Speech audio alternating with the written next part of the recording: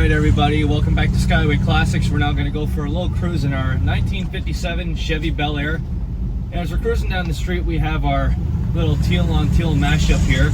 Of course, back then in 1957, these Bel Airs were used to go to diners, go up to Makeout Point.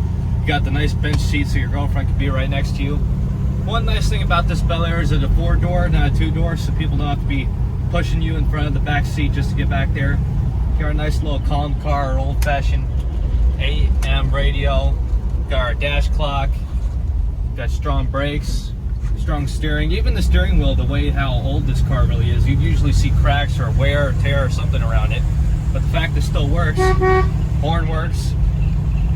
We got our roll down vent windows.